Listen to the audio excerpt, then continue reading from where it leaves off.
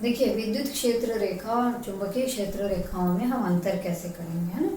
विद्युत क्षेत्र रेखाओं की परिभाषा हम लोग पढ़ चुके हैं।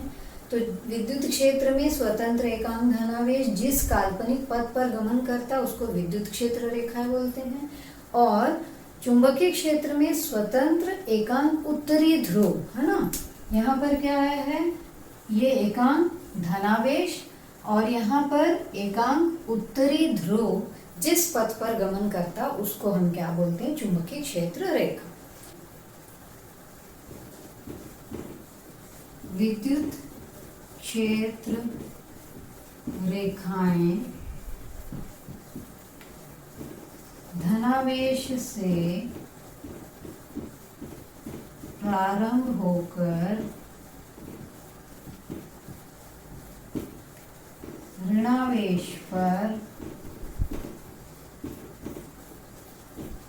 समाप्त हो जाती हैं।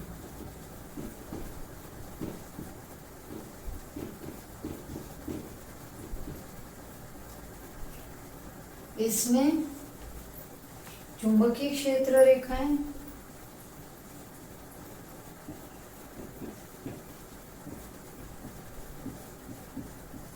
इसमें देखिए plus Q minus Q, plus Q से धनावेश से प्रारंभ होकर ऋणावेश पर समाप्त हो जाती हैं।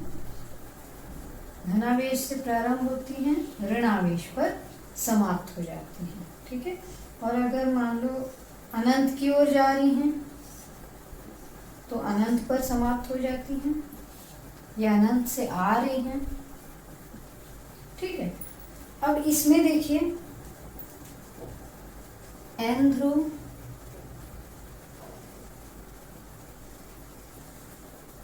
और ये एस ध्रुव। ठीक है। तो कैसे जाती हैं, एन ध्रुव से होती हुई एस ध्रुव की ओर चुंबक के बाहर, और चुंबक के अंदर एस ध्रुव से होती हुई एन ध्रुव की ओर। देखिए बाहर में एन ध्रुव से एस ध्रुव की ओर, और अंदर जा रही हैं एस ध्रुव से एन ध्रुव की ओर।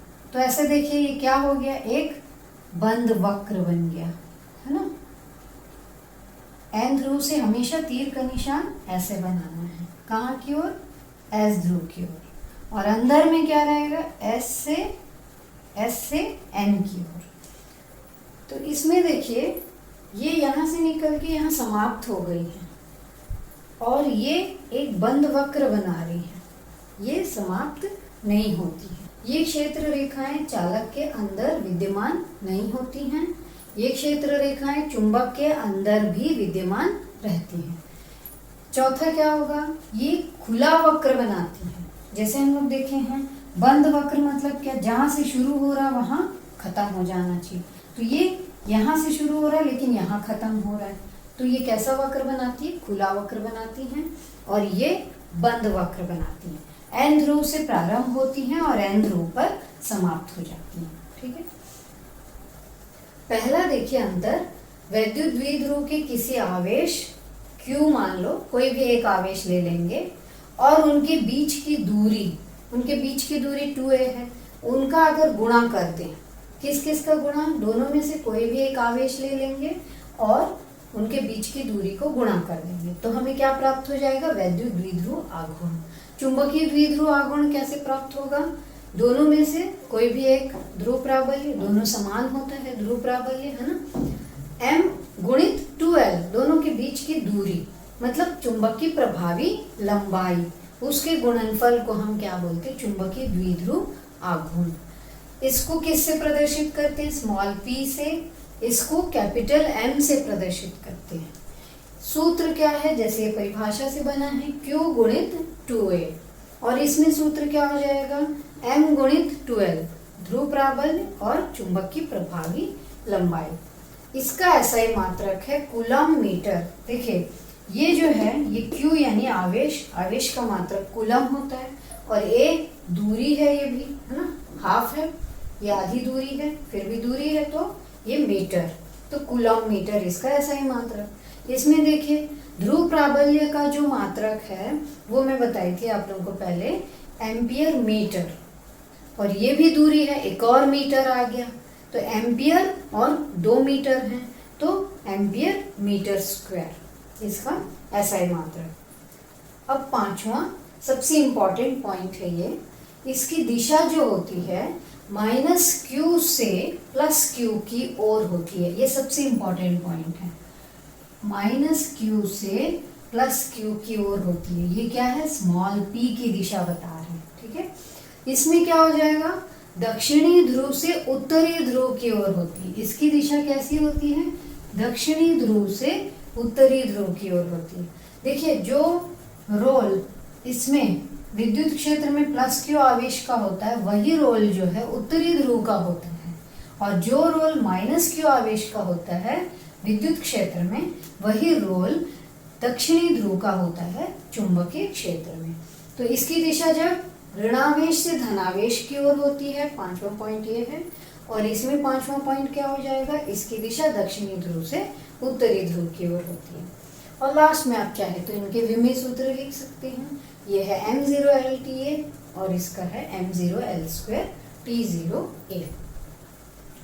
एक समान चुंबकीय क्षेत्र, यदि किसी चुंबकीय क्षेत्र के प्रत्येक बिंदु पर चुंबकीय क्षेत्र के परिमाण और दिशा समान हो तो उस चुंबकीय क्षेत्र को एक समान चुंबकीय क्षेत्र कहते हैं, ठीक है। इसका मतलब क्या है, अगर आप यहाँ पर कहीं पर भी इस क्षेत्र में कोई भी बिंदु लेते हैं, ठीक है, तो उस पर जो चुंबकीय क्षेत्र की तीव्रता होगी उसका मान कोई भी अन्य बिंदु पर भी चुंबकीय क्षेत्र की तीव्रता के मान के बराबर होता है, और दिशा जो चुंबकीय क्षेत्र की दिशा हम पता करते हैं वो क्या होना चाहिए, वो एक समान होना चाहिए, ठीक है। तो इसकी विशेषता क्या हो जाएगी, देखिए क्षेत्र रेखाएं कैसे दिख रही हैं, एक दूसरे के समांतर होती हैं, और दूसरा है एक दूसरे के समदूरस्थ होती, मतलब एक दूसरे से समान दूरी पर होती हैं। मतलब इस क्षेत्र रेखा का इस क्षेत्र रेखा के बीच में जितना भी गैप है, इस क्षेत्र रेखा के बीच में उतना ही गैप है ना, मतलब समान दूरी पर होती हैं। अब अगर मान लीजिए कोई बिंदु हम ले लेते हैं, कहीं भी कोई भी बिंदु ले लीजिए, ये x y z 3 बिंदु ले लिए, तो क्या होना चाहिए परिभाषा से, B यानी चुंबकीय क्षेत्र की तीव्रता एट पॉइंट x,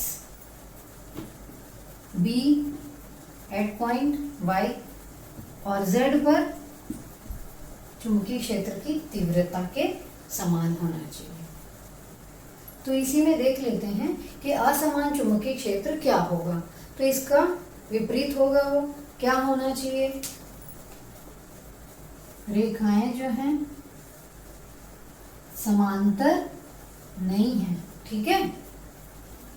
जिस चुंबकीय क्षेत्र में रेखाएं जो हैं वो समांतर नहीं है वरना समदूरस्थ है, तो ये क्या कहलाता है, असमान चुंबकीय क्षेत्र।